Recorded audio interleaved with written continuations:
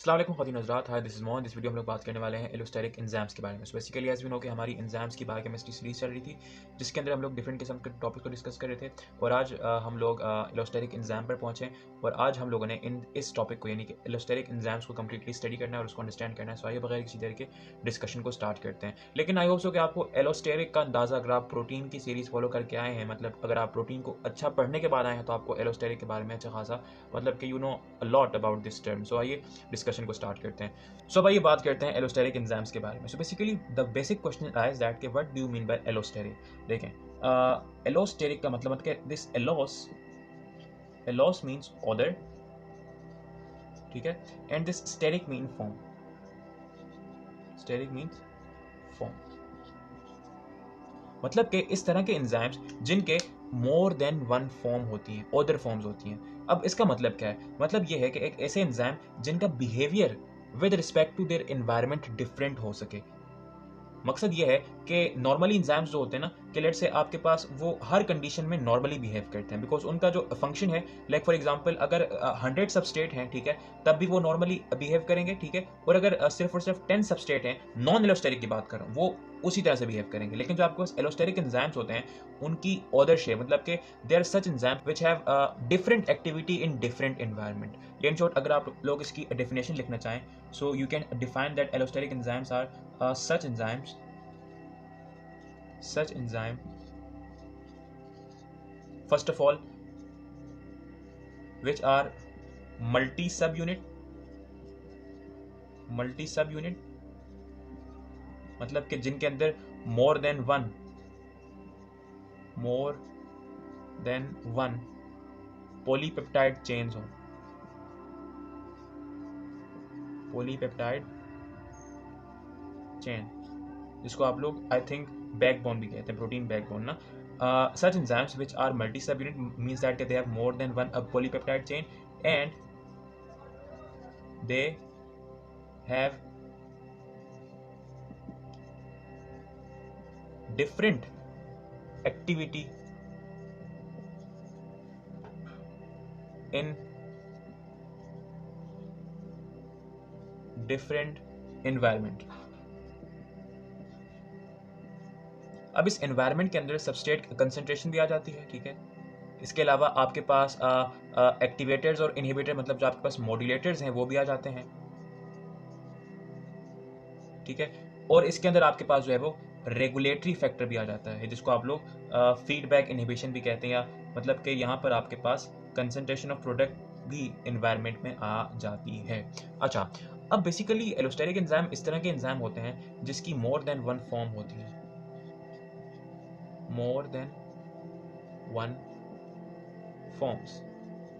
Form means shape. एक form ऐसी होती है जिसको आप लोग मोर एक्टिव कहेंगे, more active, more active form.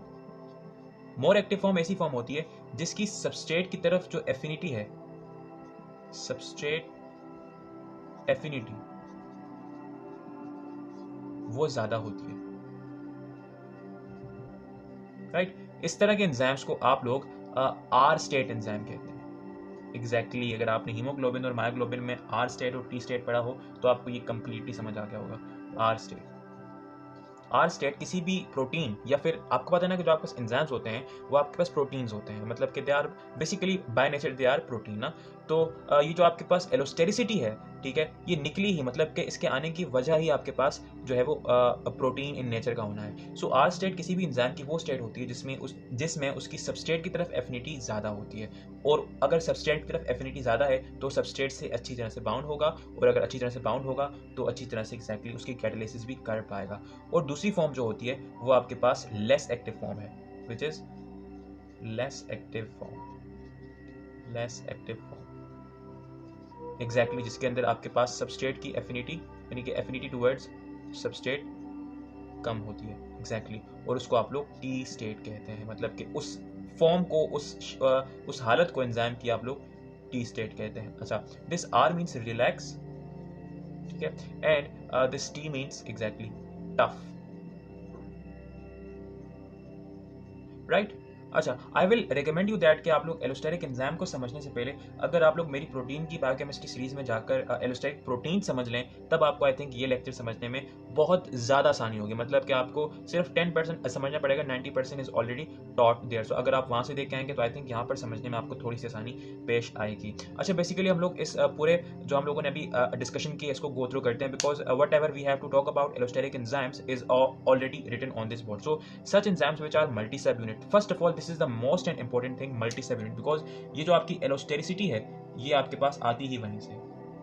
इसके बाद हम लोग allostericity which is the function of another phenomena जिसको आप लोग कोऑपरेटिविटी कहते हैं उसको समझेंगे। उसमें आपको ये अच्छी तरह से समझ आएगा कि what do you mean bye, मतलब कि जो एलोस्टेरिसिटी है या एलोस्टेरिक एंजाइम्स जो हैं ये मल्टी सब यूनिट ही क्यों होते हैं, and they have different activity in different environment. और वो डिफरेंट एक्टिविटी क्यों होती है, because they have more than one form, मतलब कि दे हैव डिफरेंट फॉर्म्स मतलब कि एक एक्टिव होगी एक लेस एक्टिव होगी। इन्हीं के मोर एक्टिव वो होगी जिसकी जो एफिनिटी टुवर्ड्स सबस्ट्रेट वो ज़्यादा होती है, उसको आप लोग आर स्टेट कहते हैं, और दूसरी आपको मतलब कि दूसरी को आप लोग टी स्टेट कहते हैं, which have laser affinity towards their substrate.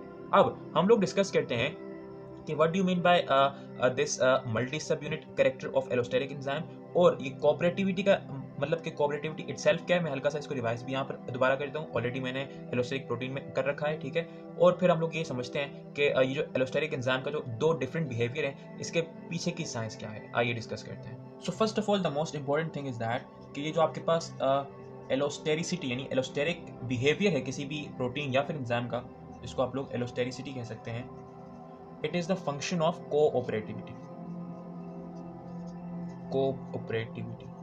अच्छा, याद है मैंने आपको जो इससे पहले जो मैंने डेफिनेशन लिखी थी वो मैंने आपको ये उसमें लिखा था कि जितने भी आपके पास एलोस्टेरिक एंजाइम्स होते हैं, allosteric enzyme they are multi subunit, मतलब कि उनकी more than one polypeptide chains होती हैं। पॉलीपेप्टाइड चेन का मतलब कि अमाइनो एसिड का सीक्वेंस। फॉर एग्जांपल सपोज कीजिए कि ये एक अमाइनो एसिड का सीक्वेंस है, वन मतलब कि ये एक है और ये दूसरा है। लेट मी ड्रॉ थोड़ा सा quickly because I think so कि इसको यहाँ पर डिटेल में डिस्कस करना इतना इंपॉर्टेंट नहीं है। ऑर्डर वी हैव मतलब कि हमारे पास और भी डिस्कस करने को है। सो लेट्स से कि हमारे पास ये तीन पॉलीपेप्टाइड, मतलब कि ये तीन पॉलीपेप्टाइड, मतलब कि पॉलीपेप्टाइड मतलब जिसके अंदर पेप्टाइड हो, मतलब कि अमाइनो एसिड के सीक्वेंस। ये इसका एन टर्मिनल से दिस वन, ये इसका सी, ये इसका एन, ठीक है, ये इसका सी, ये इसका एन और ये इसका सी। आपको पता है कि ये जो आपके पास एक पॉलीपेप्टाइड है ये अपने आप को, ये इस वक्त प्राइमरी स्ट्रक्चर में है, किस में है, प्राइमरी में है। तो ये जब अपने आप को एक टर्शरी स्ट्रक्चर में कन्वर्ट कर देगा, मतलब कि जब ये फोल्ड हो जाएगा, लेट्स से ये फोल्ड हो गया। इसके अलावा ये जो है मैं इसको यहाँ इस मतलब कि ख़ास शेप इसको दे देता हूँ बिकॉज ऐसा इसको मतलब कि उस तरह सही नहीं है। तो लेट्स से कि ये जो पहला वाला है, अच्छा मैं इसको नाम भी दे देता हूँ, दिस 1 2 3। अच्छा, ये जो 1 है ये हो गया, मतलब कि इसके जो टर्शरी स्ट्रक्चर है फोल्ड होने के बाद वो ये है। दिस सेकंड वन, इसकी ये स्क्वायर है, ठीक है, वाइड मतलब के बीच में से खाली है, ठीक है, और इसकी जो है मतलब कि इसकी जो शेप है it is something like that. तो ये तीनों थर्ड डिग्री स्ट्रक्चर है, ठीक है। जब किसी भी प्रोटीन में मतलब कि अगर सपोज कीजिए कि ये जो तीनों के तीनों पॉलीपेप्टाइड हैं ये एक ही प्रोटीन का पार्ट है, तो जब ये जो तीनों डिफरेंट पॉलीपेप्टाइड हैं ये एक दूसरे के साथ मिलेंगे, तो लेट्स से कि इनके मिलने के बाद जो इनकी शेप बन के आई वो आपके पास कुछ ये रही, ठीक है, this is like that and this is like that, और इनके दरमियान इंटरेक्शंस हैं, नॉन कोवलेंट इंटरेक्शन।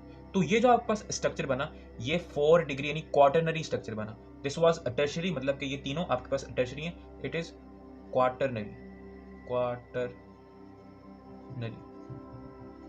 स्ट्रक्चर। सो इस क्वार्टरनरी स्ट्रक्चर में आपके पास 3 पॉलीपेप्टाइड चेन है, तो it means that multi polypeptide मतलब कि मल्टी सब यूनिट।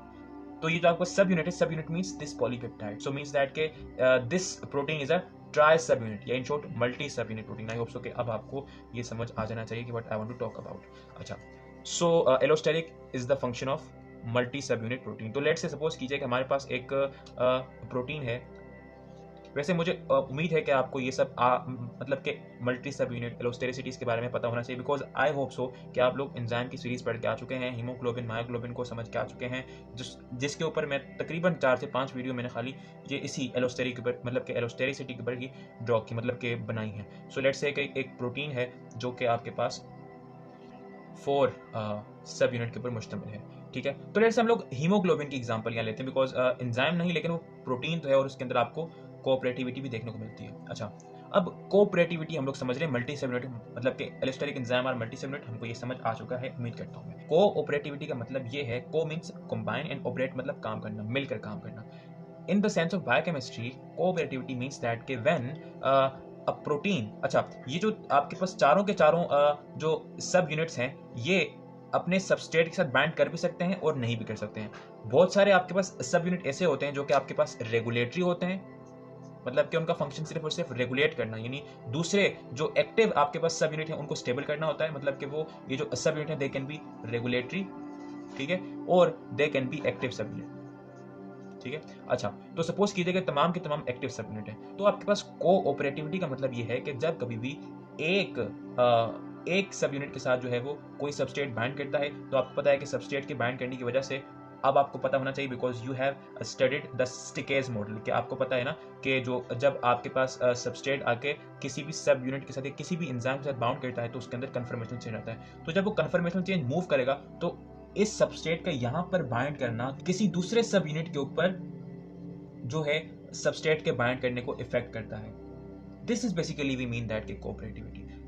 ये असल में होता इस वजह से है बिकॉज जब इस सबस्ट्रेट की बाइंड करने की वजह से इस सब यूनिट के अंदर कन्फर्मेशन चेंज आएगा, तो आपको पता है कि ये सारे के सारे एक दूसरे के साथ लिंक में है ना, because they are the part of the same protein, तो इनके दरमियान बहुत सारी इंट्रैक्शंस हैं। तो जब ये कन्फर्मेशन चेंज यहाँ मतलब कि इसके अंदर आएगा, तो बिकॉज ये सब आपस में बाइंड है, तो ये कन्फर्मेशन चेंज पूरे प्रोटीन में मूव करेगा और दूसरे प्रोटीन से मतलब कि दूसरे सब यूनिट्स के ऊपर with in the same protein दूसरे सब यूनिट के ऊपर जो सबस्ट्रेट की बाइंडिंग है उसके ऊपर असरअंदाज होगा। This is the meaning of cooperativity, और इसी के ऊपर आपकी जो पूरे के पूरे एलोस्टेरिक एंजाइम है वही बेस करते हैं। बिकॉज आपको पता है ना कि ऑलिस्टेरिक एंजाइम मींस दैट के such enzyme which have different shape, मतलब कि उनकी मोर एक्टिव साइड होती है और लेस एक्टिव साइड होती है। मोस्टली जब भी एलोस्टेरिक एंजाइम किसी भी सब यूनिट के साथ अटैच नहीं होते हैं, then they are at their 10 state. उसको हम लोग जो आपके पास सीक्वेंशियल एंड कंसर्टेड मॉडल है उसके अंदर हम लोग स्टडी करने वाले हैं, इसके बाद वो वीडियो आने वाली है, ठीक है। अच्छा, this basically means that cooperativity, that binding of one substrate on one subunit affects the binding of substrate on the other subunit, ठीक है। सो अब आइए थोड़ा सा एक्टिवेटर्स और इनहिबिटर्स के बारे में बात कर देते हैं। अच्छा, अब allosteric modulators, first of all we have heading allosteric modulators, यानी कि सच एलोस्टेरिक, सॉरी यार दिस इज सी, यानी कि सच मॉलिक्यूल्स, मतलब कि modulators are such substances, means that कि this M's, I am writing this modulator with M are such substances which affect binding of other substrate, ठीक है, और other molecules. अच्छा, ये जो मॉड्यूलेटर्स हैं इसकी दो टाइप हो सकती हैं, या तो ये होमोट्रोपिक हो, होमोट्रोपिक, ठीक है, और या तो ये हेट्रोट्रोपिक हो, हेट्रोट्रोपिक। होमोट्रोपिक मॉड्यूलेटर्स इस तरह के मॉड्यूलेटर्स होते हैं, modulators which are similar to their substrate, मतलब के which are substrate। मैं आप इसको एक्सप्लेन करता हूं कि इसका मतलब क्या है। मतलब कि homo means same and tropic means exactly form, यानी कि इस तरह के मॉलिक्यूल्स, मतलब कि अगर सबस्ट्रेट ही आपका मॉड्यूलेटर है, सबस्ट्रेट ही मॉड्यूलेटर, मतलब कि मोस्टली ऐसा होता है ना कि फॉर एग्जांपल आपका जो हीमोग्लोबिन था ना, हीमोग्लोबिन आपको पता था कि उसके 4 सब यूनिट है फॉर एग्जांपल देयर, और अगर एक सब यूनिट के साथ ऑक्सीजन बाइंड करता था तो उस एक सब यूनिट के साथ ऑक्सीजन के बाइंड करने की वजह से बाकी तीनों के ऊपर ऑक्सीजन की जो बाइंडिंग है वो मजीद आसान हो जाती थी। तो इस केस में इन मतलब कि आने वाले ऑक्सीजन के लिए ये जो दूसरा पहले से बाउंड ऑक्सीजन, ये क्या है, ये होमोट्रोपिक मॉड्यूलेटर है, मतलब कि वो मॉड्यूलेटर भी सेम है और सबस्ट्रेट भी सेम है। तो इस किस्म के आपके पास एलोस्टेरिसिटी को हम लोग होमोट्रोपिक एलोस्टेरिसिटी कहते हैं, and such modulators are known as homotropic modulator. And exactly heterotropic modulator मतलब कि जब मॉड्यूलेटर, ठीक है, एंड जो आपके पास सबस्ट्रेट है आर डिफरेंट, ठीक है। अच्छा, सो इसके बाद जो आपके पास मॉड्यूलेटर्स हैं, आपको पता है कि वो दो किस्म के हो सकते हैं, या तो वो एक्टिवेटर्स होते हैं, एक्टिवेटर्स, ठीक है, जो आपके पास जो है वो एंजाइम की बाइंडिंग या एंजाइम की जो एक्टिविटी है, ये इन शॉर्ट हम लोग यहाँ पर वेलोसिटी कह लेते हैं, उसको इंक्रीज करते हैं, ठीक है। और जो आपके पास इनहिबिटर्स होते हैं, इनहिबिटर्स वो वेलोसिटी को एग्जैक्टली डिक्रीज करते हैं। सो ये आपके पास कुछ एलोस्टेरिक मॉड्यूलेटर्स, एलोस्टेरिसिटी, कोऑपरेटिविटी, मतलब कि ओवरऑल जो आपके पास एलोस्टेरिक एंजाइम्स हैं उसके रिगार्डिंग के उनकी जो रेगुलेटरी फंक्शन है कि वो रेगुलेट किसी चीज़ को किस तरह से कर सकते हैं, बिकॉज ये जो आपके पास एलोस्टेरिक एंजाइम है ये खुद रेगुलेट हो सकते हैं, मतलब ये खुद विद रिस्पेक्ट टू एनवायरनमेंट, मतलब कि फॉर एग्जांपल अगर उनके एनवायरनमेंट में एक्टिवेटर हैं तो उनका रेट मजीद इंक्रीज हो जाएगा, और अगर उनका रेट मजीद इंक्रीज हुआ तो उनका जो प्रोडक्ट है, मतलब कि उनका जो वो जिस रिएक्शन को वो कैटलाइज करते हैं वो अपना प्रोडक्ट इंक्रीज कर देंगे, और अगर on the other hand inhibitor है तो एग्जैक्टली वो अपना प्रोडक्ट डिक्रीज कर देंगे। सिमिलरली वो अपने आप को रेगुलेट कर वो जिस एंजाइमेटिक सीरीज के साथ बाइंडेड हैं या जिस एंजाइमेटिक सीरीज के साथ वो काम करते हैं उसको भी रेगुलेट करते हैं। सो भाई बात करते हैं allosteric enzymes with respect to Michaelis and Menten concept. So भाई बात करते हैं allostericity and MNM concept, Michaelis and Menten concept. अच्छा, एक बात आपने याद रखनी है कि माइकलिस एंड मेंटन ने जब अपना कॉन्सेप्ट पेश किया था तो it was based on non allosteric enzyme, non allosteric enzyme. And जो आपके पास एलोस्टेरिक एंजाइम होते हैं, allosteric enzyme they does not follow Michaelis and Menten, मतलब कि उनके मुताबिक जो एंजाइम की एक्टिविटी थी, जो एंजाइम का जो फंक्शन परफॉर्म करने की जो एक मैकेनिज्म था, ये उनको फॉलो नहीं करते हैं। बिकॉज अगर मैं माइकलिस एंड मेंटन का जो एक ग्राफ था अगर मैं वहाँ पर बनाऊँ, so it looks something like that, sorry for that, let me make it correctly, right. तो वो कुछ इस तरह से था, मतलब कि उसका जो ग्राफ था वो हाइपरबोलिक था, यूं, ठीक है। ये जो है मतलब कि दिस वन, सॉरी, ये आपके पास वी मैक्स था, बिकॉज यहाँ पर आपके पास वेलोसिटी ऑफ द रिएक्शन और यहाँ पर आपके पास सबस्ट्रेट कंसंट्रेशन, ठीक है। और ये आपके पास जो है वो दिस वन, ये आपके पास एग्जैक्टली क्या था। लेकिन जो आपके पास एलोस्टेरिक एंजाइम होते हैं, अगर यही सेम ग्राफ, मतलब कि उनकी वेलोसिटी और उनकी सबस्ट्रेट कंसंट्रेशन के जो ग्राफ है अगर वो आप बनाने की कोशिश करें तो it looks something totally different, because ये जो ग्राफ है ये हाइपरबोलिक है, और इनका जो ग्राफ होता है, अगर मुझसे ये स्ट्रेट लाइन ड्रॉ हो जाए, पता नहीं क्या मसला है यार, let me draw it here. इनका जो सबस्ट्रेट कंसंट्रेशन और वेलोसिटी का ग्राफ होता है वो कुछ इस तरह से होता है, ये इनकी वीमैक्स,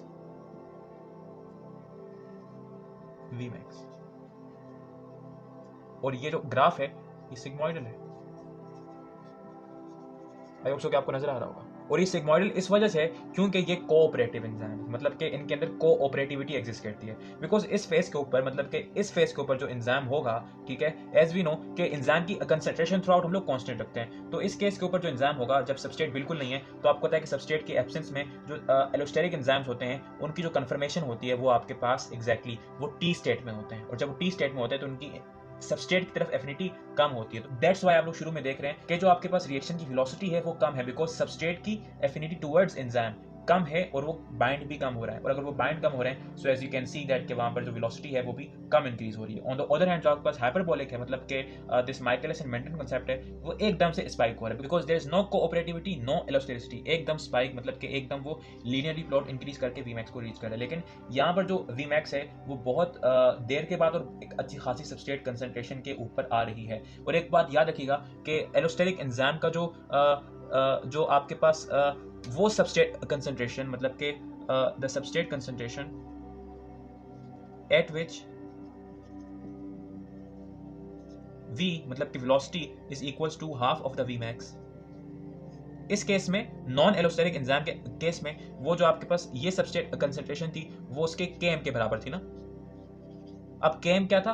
Km एक इक्विलिब्रियम कांस्टेंट से मिलकर एक कांस्टेंट बना था। अगर आपको ये Km के बारे में नहीं पता तो आप माइकलिस एंड मेंटन जो मेरी एक लेक्चर है, मतलब कि बैक द सीन, मतलब कि इसी सीरीज के अंदर थोड़ा सा पीछे जाके आप लोग को वो मिल जाएगा, वो आप लोग देखें, वहां पर मैंने Km को अच्छी तरह से एक्सप्लेन किया है कि जो आपके पास नॉन एलोस्टेरिक एंजाइम्स हैं उनके अंदर substrate concentration at which V equals to Vmax equals to Km, लेकिन जो आपके पास नॉन एलोस्टेरिक एंजाइम है उनके अंदर ये अनइक्वल है, because they are of course the same reason कि दे आर एलोस्टेरिक एंजाइम, और उनके अंदर ये जो आपके पास substrate concentration at which the velocity is the half of the Vmax, उसको हम लोग एक डिफरेंट कांस्टेंट से जाहिर करते हैं, विच इज दिस K.5, या उसको एक दूसरी टर्म से शो किया जाता है which is substrate concentration at which there is a half of the Vmax। तो आपके पास एक बात याद रखिएगा कि जब कभी भी आप एक्टिवेटर्स यूज करते हैं एंजाइम्स के ऊपर, एक्टिवेटर,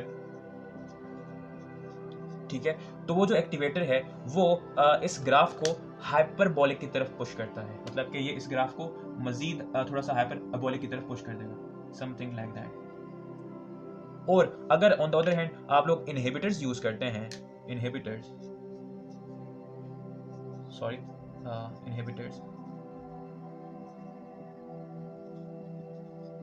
तो वो उसको मजीद सिग्मॉइडल कर देंगे, लाइक दैट। क्योंकि एक्टिवेटर का बेसिक फंक्शन क्या था कि उसने एंजाइम की जो आपके पास एफिनिटी टुवर्ड्स सबस्ट्रेट वो इंक्रीज करनी है, और इनहिबिटर का कि वो उसने डिक्रीज करनी है। तो देखें, जब आपने एक्टिवेटर लगाया, this above one is activator A and this one is inhibitor, जब आपने एक्टिवेटर लगाया तो एंजाइम की सबस्ट्रेट की तरफ एफिनिटी इंक्रीज हो गई और वो अच्छी तरह से बाइंड होने लगा, और जब वो अच्छी तरह से बाइंड होने लगा तो रिएक्शन की वेलोसिटी इंक्रीज हो गई। लेकिन जब इनहिबिटर आया तो उसने एफिनिटी कम कर दी और वेलोसिटी डिक्रीज हो गई, मतलब कि अब वेलोसिटी नॉर्मली यहाँ थी तो डिक्रीज होके वहाँ वापस, मतलब कि अब एक हाई सबस्ट्रेट कंसंट्रेशन पर जाकर जो है वो वेलोसिटी अटेन होगी जो नॉर्मली यहाँ पर थी, राइट। अच्छा, on the behalf of this modulation effect we have two different categories of enzyme, मतलब कि हमारे पास दो डिफरेंट क्लासेस हैं एंजाइम्स की, तो आइए उनको डिस्कस करते हैं, ठीक है। So we have two classes,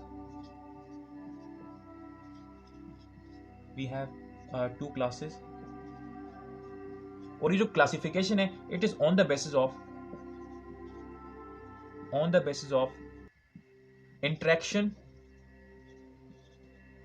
interactions with modulators। अच्छा, we have two different classes. First of all, we have K enzymes. And then at number 2 we have V enzymes. अच्छा, अब इसका मतलब कि what do you mean by K enzymes and what do you mean by V enzymes, right? अच्छा, so first of all we talk about K enzymes. So K enzyme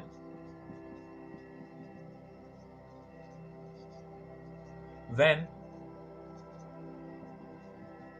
interact with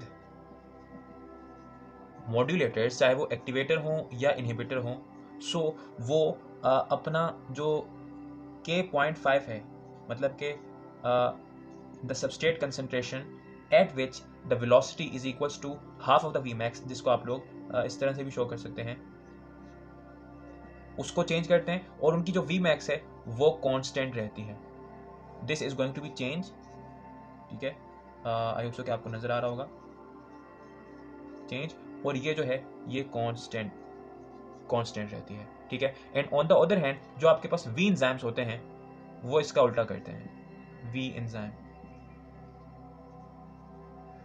उनका ये जो figure है ये same रहती है, मतलब कि V एंजाइम के केस के अंदर, if I erase that because I hope so कि अब इसकी जरूरत नहीं है हमें। अच्छा, सो V enzymes are such enzymes जब वो आपके पास मॉड्यूलेटर्स के साथ इंटरेक्ट करते हैं, ठीक है, तो वो अपनी जो K.5 है, मतलब कि the substrate concentration exactly at which the velocity is equals to half of the Vmax, उसको कांस्टेंट रखते हैं, ठीक है, मतलब कि V एंजाइम इनको कांस्टेंट रखते हैं, ठीक है, और जो आपके पास वेलोसिटी है Vmax उसको वो चेंज करते हैं, उसको डेल्टा मींस चेंज। अच्छा, अब बेसिकली किस तरह से चेंज करेंगे, क्या होगा, तो देखें जब कभी भी, अच्छा let me first of all underline it. अच्छा, सो फर्स्ट ऑफ ऑल हम लोग बात करते हैं के एंजाइम जब वो ए और आई दोनों के साथ इंटरेक्ट करता है, ठीक है। अच्छा, फर्स्ट ऑफ ऑल के enzyme when react with activator, activator क्या करता है, एक्टिवेटर जो है वो रेट ऑफ रिएक्शन को, मतलब कि रिएक्शन की वेलोसिटी को इंक्रीज करता है। सो व्हेन के एंजाइम इंटरेक्ट विद एक्टिवेटर, तो ये इसको तो चेंज नहीं कर सकते, ये इसको चेंज कर सकते हैं, तो ये इसको कम कर देंगे, यानी कि अब कम सबस्ट्रेट के ऊपर वीमैक्स अटेन हो जाएगी।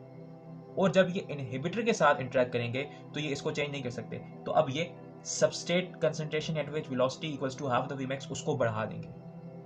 तो अगर कम मतलब कि अगर एक्टिवेटर की बात करें तो अब कम सबस्ट्रेट लगेगा, तो मतलब यानी कि थोड़ी सी सबस्ट्रेट की कंसंट्रेशन के ऊपर जो आपके पास रेट ऑफ रिएक्शन है वो जल्दी से इंक्रीज हो जाएगा, मतलब कि जो रिएक्शंस का ओवरऑल रेट है, मतलब कि जो एंजाइमेटिक रिएक्शन का ओवरऑल रेट है वो in the presence of activator increase हो रहा है, ठीक है, and in the presence of inhibitor वो डिक्रीज हो रहा है। डिक्रीज कैसे हो रहा है, बिकॉज वो अपनी ये यानी कि substrate concentration at which velocity equals to half of the V max उसको वो बढ़ा रहे हैं, यानी कि अब ज्यादा सबस्ट्रेट के ऊपर जाकर आपके पास वीमैक्स अटेन होगी। And on the other hand जो आपके पास मतलब कि वी एंजाइम्स होते हैं वो इसको तो चेंज नहीं कर सकते, तो जब वो एक्टिवेटर के साथ इंटरेक्ट करेंगे, ठीक है, तो वो आपके पास जो वीमैक्स है उसको इंक्रीज कर देंगे, और जब ये इनहिबिटर के साथ इंटरेक्ट करेंगे तो ये वीमैक्स को डिक्रीज करती है, बिकॉज अगर वीमैक्स इंक्रीज होती है तो जो आपके पास वेलोसिटी है वो ज़्यादा हो सकती है, ठीक है, मतलब कि वो इंक्रीज हो सकती है। और जब जो आपके पास वीमैक्स डिक्रीज होगी when it interact with inhibitor, तो आपके पास जो टाइम है वो ज़्यादा लगेगा, मतलब कि एंजाइम की एफिशिएंसी जो है वो